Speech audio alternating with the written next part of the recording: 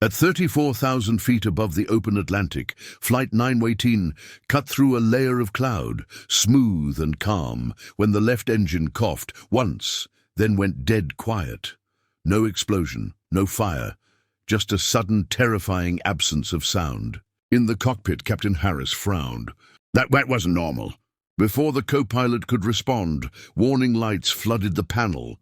Red, amber, flashing faster than the eye could follow. Engine 1 failure, the co-pilot said, voice tight. Fuel pressure 0. The aircraft shuddered, nose dipping slightly. Passengers felt it immediately, a subtle drop in their stomachs, like the beginning of a bad dream. Then the second engine surged and faltered. Captain, the co-pilot whispered, we're losing thrust on both sides. The altimeter needle began to unwind. Down. Fast. In the cabin, conversations died mid-sentence. A woman gripping her armrest looked out the window and saw nothing but endless black water, moonlight glinting off waves far, far below. A child asked, Mom, are we landing? The flight attendants felt it now too, the unnatural sinking, the way the plane no longer felt supported by the sky. The seatbelt sign snapped on. Then the captain's voice came over the intercom, strained and far too honest. Ladies and gentlemen, this is your captain speaking. We're experiencing a technical issue. Please remain seated and... The plane jolted violently. A scream tore through the cabin. The captain never finished the sentence. In the cockpit, chaos erupted. Both engines unstable, the co-pilot shouted. We're dropping 3,000 feet per minute. Captain Harris grabbed the yoke, fighting it. The aircraft felt heavy, like it wanted to fall. Mayday, mayday, he yelled into the radio. This is Flight 918, dual engine failure, losing altitude over the Atlantic. Static answered. Then something worse happened. The captain's breathing became labored. His hands slipped from the controls. Oxygen, he gasped. Before the co-pilot could react, Captain Harris slumped forward, unconscious. Captain! No response. The co-pilot was alone, and the ocean was rising. In seat 23A, a man who hadn't spoken the entire flight finally opened his eyes. He had felt the vibration change before the alarms, felt the angle, felt the weight shift in a way most people never notice. Because most people hadn't spent years jumping out of aircraft at night. He unbuckled calmly as panic spread around him. A nearby passenger grabbed his arm. Sir, sit down.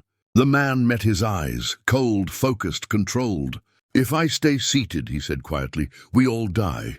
He stepped into the aisle as the plane shuddered again. Flight attendants tried to keep order, but fear was spreading faster than they could move. Everyone sit down, one of them cried. The man ignored her and moved forward.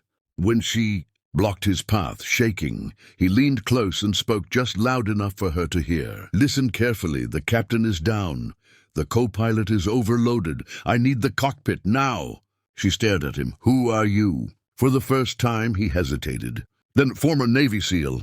Another violent drop threw her against the wall. He steadied her without effort.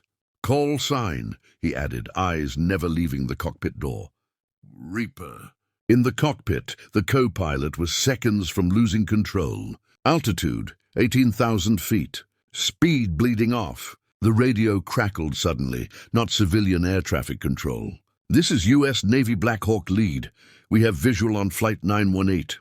The co-pilot froze. Say again. Flight 918, 2 MH-60 Black Hawks are approaching from your starboard side. You are not alone. Outside, through the cockpit glass, dark shapes cut through the clouds, rotors beating the night air. Gasps echoed through the cabin as passengers saw them. Military helicopters, matching their fall. The cockpit door burst open. The co-pilot spun around. You can't be in here. Reaper stepped inside and closed the door behind him. One look at the unconscious captain. One glance at the instruments. Dual flameout, he said calmly. Electrical instability. You're fighting the plane instead of flying it. The co-pilot stared. Who the hell are you? Reaper slid into the jump seat, already reaching. Let me talk to them. Before the co-pilot could stop him, Reaper grabbed the radio. Black Hawk lead, this is Reaper. There was a long pause. Then the voice on the radio changed. Low controlled, shocked. Reaper, that's not possible. Not the time, Reaper replied. I need guidance. Captain's down. Co-pilot overwhelmed. Another pause. Copy that, Black Hawk Lead said. We're with you. The altimeter rolled past 12,000 feet. The ocean was no longer distant. It was waiting. Reaper leaned forward, eyes locked on the instruments, jaw tight, not afraid, not rushed, just focused. All right, he said quietly. Let's keep her alive.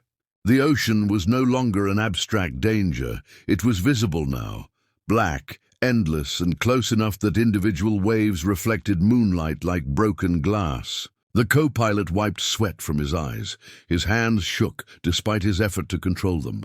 She's not responding, he said. Elevators are sluggish. We're losing airspeed. Reaper didn't look at him. His eyes moved methodically across the instruments, building a picture in his head. Power was gone. Hydraulics were partially compromised. The aircraft wasn't flying. It was falling with style. Stop pulling, Reaper said. You're bleeding speed. If I don't, she'll stall, Reaper cut in, and then we die. The co-pilot froze. Reaper placed a steady hand over his, easing the yoke forward just enough. The nose dipped slightly. Speed stabilized. Outside, the Black Hawks flanked them, rotors slicing the air, lights blinking like silent promises. Flight 918, Black Hawk Lead said over the radio. We're running emergency procedures. You've got limited control authority. Best option is controlled ditching. The word landed like a death sentence. Ditching. The co-pilot swallowed. Over water. Better than free fall, Reaper replied calmly.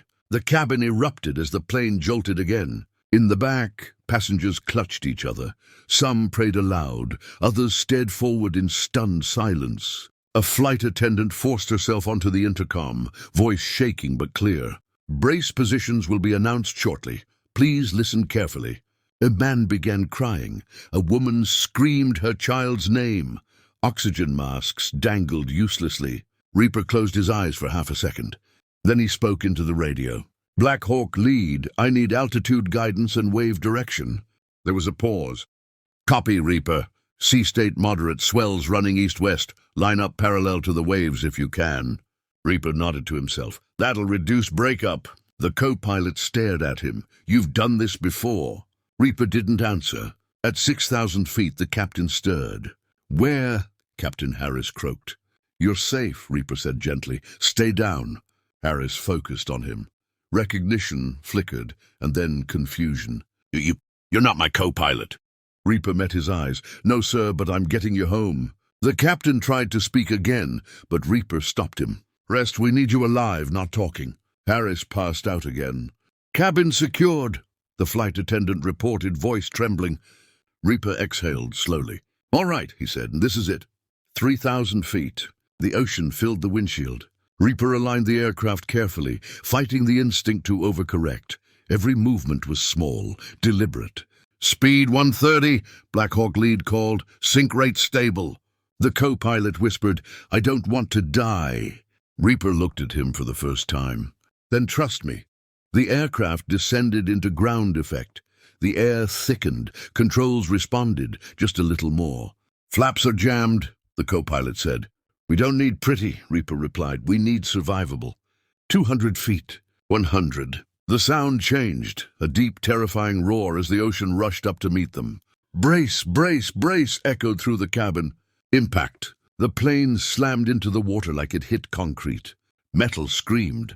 Passengers were thrown forward as the aircraft skipped once, twice, then dug in. Water exploded over the cockpit windows. For a heartbeat, it felt like the aircraft would tear itself apart. Then it slowed.